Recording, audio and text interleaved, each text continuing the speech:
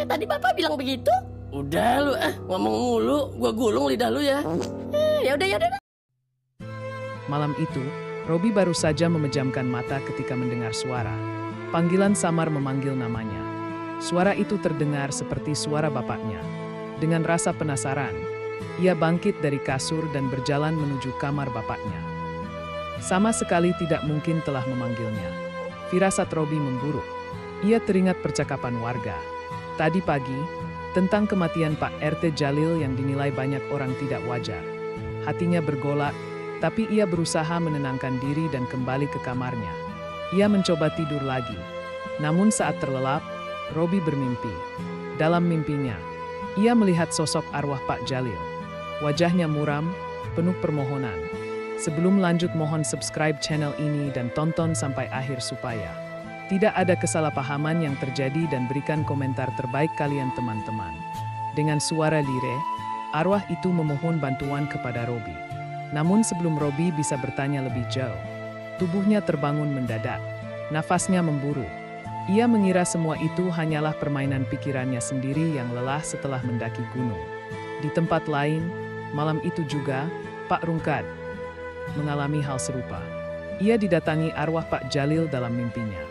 Namun dalam mimpinya, suara Pak Jalil terdengar lebih kacau, seperti ingin mengatakan sesuatu. Namun hanya satu kata yang terdengar jelas. Telanggan, cat. Lalu suara itu menghilang, dan Pak Rungkad terbangun dengan keringat dingin. Pak Rungkad mencoba membangunkan Peot, anaknya yang tidur di sebelahnya. Ia bercerita bahwa arwah Pak Jalil baru saja mengunjunginya dalam mimpi. Namun Pak Rungkad mengaku tidak tahu pasti apa maksud dari permintaan tolong itu. Peot mendengarkan cerita ayahnya dengan wajah pucat. Desas-desus kematian tak wajar Pak Jalil memang masih bergema di seluruh kampung. Keesokan paginya, Robi menghubungi Peot untuk menceritakan mimpinya. Peot terkejut karena mimpi Robi mirip dengan apa yang dialami ayahnya. Keduanya merasa ini bukan kebetulan. Mereka pun sepakat bertemu dengan geng 4G, Kona, Dot, Peot, dan Robi sendiri di gardu biasa tempat mereka berkumpul. Di sana, Robi menceritakan semuanya, suara malam itu, mimpi tentang arwah Pak Jalil, hingga pengalaman serupa yang dialami Pak Rungkad. Suasana gardu menjadi hening. Kona dan Dot pun hanya terdiam mendengarkan. Akhirnya, geng 4G memutuskan untuk menyelidiki kebenaran di balik kematian Pak Jalil. Mereka ingin tahu, apakah Pak Jalil memang sengaja dihilangkan seseorang. Saat mereka tengah berdiskusi, Pak Rungkad datang menyusul ke gardu. Dengan wajah serius, ia membawa sebuah pengakuan mengejutkan yang sebelumnya hanya diketahui dirinya dan almarhum Pak Jalil. Pak Rungkad membuka rahasia besar.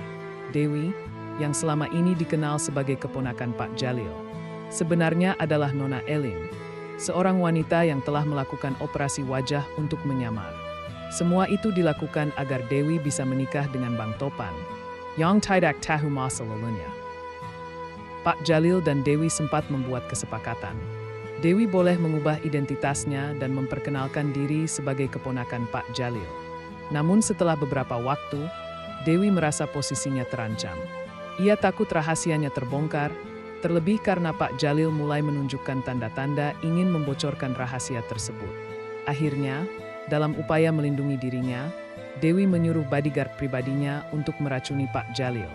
Aksi itu dilakukan di tempat kos baru yang sempat dihuni Pak Jalil sebelum meninggal dunia. Suasana di gardu malam itu semakin berat setelah Pak Rungkad membuka rahasia Dewi yang tak terduga. Geng 4G saling berpandangan, merasa tidak percaya dengan apa yang mereka dengar. "Jadi, Dewi itu bukan ponakan Pak Jalil?" tanya Dot dengan suara setengah berbisik. Pak Rungkad mengangguk pelan.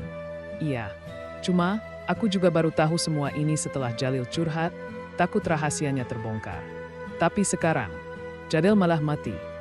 Kona menatap ke arah jalanan gelap sambil bergumam. "Ini bukan kematian biasa, kita harus cari bukti." Robi pun mengambil keputusan. "Kita harus ke kosan tempat Pak Jalil meninggal. Mungkin ada sesuatu yang tertinggal di sana." Malam itu juga, geng 4G bersama Pak Rungkad menuju ke kosan tersebut. Tempat itu sudah kosong dan mulai berdebu. Aroma lembab bercampur anyir menyambut mereka. Robi, membawa senter kecil, menyorot ke seluruh ruangan. Di sudut kamar, Peot menemukan sesuatu, sebuah buku catatan lusuh milik Pak Jalil. Saat mereka membukanya, sebagian besar halaman tampak kosong, kecuali satu halaman yang ditulis dengan tergesa-gesa. Jika aku pergi, tolong cari kebenaran. Dwi bukan siapa-siapa. Semua demi Topan. Tangan Robi gemetar saat membaca tulisan itu. Tidak ada tanda-tanda lain. Tapi kalimat itu cukup membenarkan cerita Pak Rungkat. Saat mereka masih di kamar, tiba-tiba pintu kos menutup sendiri dengan keras. Suasana langsung mencekam. Peot berteriak kecil, sementara Kona refleks memegang gagang sapu yang ada di dekatnya. Kita nggak sendiri di sini, gumam Robi. Tiba-tiba, Robi merasa pundaknya ditepuk seseorang dari belakang. Saat ia menoleh, tidak ada siapa-siapa, hanya udara dingin yang membelai kulitnya. Robi segera mengajak teman-temannya keluar dari kosan itu sebelum sesuatu yang lebih buruk terjadi. Di luar kosan, napas mereka memburu. Pak Rungkad, yang lebih tua, hampir tidak bisa menyembunyikan ketakutannya. Saya Raza, Arwa Pak Jalil Bilam Tenong, ujar Pak Rungkad. Beberapa hari setelah kejadian itu, Dewi menghilang. Ia tidak pernah lagi terlihat di lingkungan kampung. Bang Topan pun terlihat gelisah dan curiga. Warga bahwa Bang Topan sedang mencari Dewi yang kabur membawa sejumlah uang miliknya. Robi dan geng 4G pun menyusun rencana baru. Mereka akan mencari Dewi. Mereka merasa hanya Dewi yang tahu seluruh kebenaran tentang kematian Pak Jalil.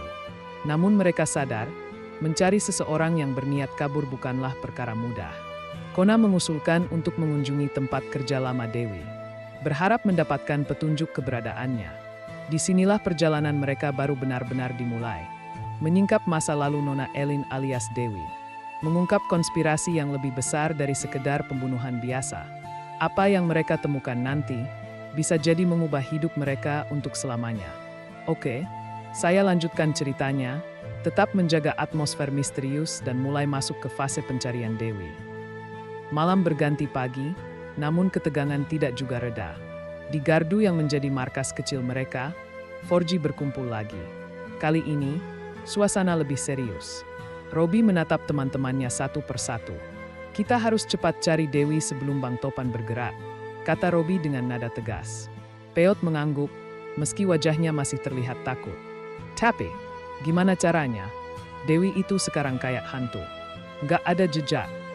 Setahu gue, siapa tahu dari situ ada petunjuk. Tanpa pikir panjang, mereka sepakat untuk memulai pencarian dari sana. Mereka menyiapkan motor, membawa tas kecil berisi senter, buku catatan Pak Jalil, dan kamera tua milik Kona, kalau-kalau butuh bukti visual. Siang itu, 4G tiba di salon yang dimaksud. Tempatnya sudah tampak sepi dan kusam, seperti sudah lama tutup. Namun, seorang ibu tua penjaga warung di sebelah salon memperhatikan mereka. Kona, yang paling pandai berbicara, menghampiri si ibu dan bertanya dengan sopan. Bu, maaf, mau nanya, dulu ada yang kerja di sini namanya Dewi. Wajah ibu itu berubah ragu. Kiri dan ke kanan si kentakut ada yang menggiping. Ayah, Dewi dulu kerja di sini, tapi dia orangnya aneh. Pernah sekali ketahuan ngobrol sendiri, kayak orang ketakutan, bisik si ibu. Robi merasa bulu kuduknya meremang. Lalu, Bu, ibu tahu dia sekarang di mana? Tanya Peot dengan cepat. Si ibu tampak makin cemas. Katanya dia sering ke rumah kosong di ujung kampung, yang dekat kebun bambu itu. Tapi hati-hati ya, banyak orang yang nggak berani ke situ. Mereka bertukar pandang. Rumah kosong di dekat kebun bambu sudah lama dikenal angker di kalangan warga.